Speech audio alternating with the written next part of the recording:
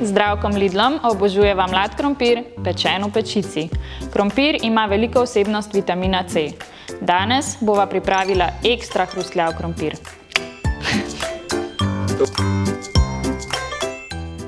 Neolupljenega kuhamo 30 minut, da je mehak, nato ga odcedimo in na pladnju sploščimo s kozarcem. Ta del lahko prepustite otrokom.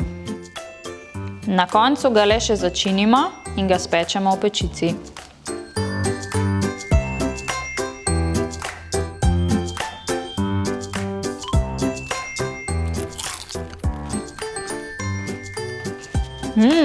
Res je hrustljav.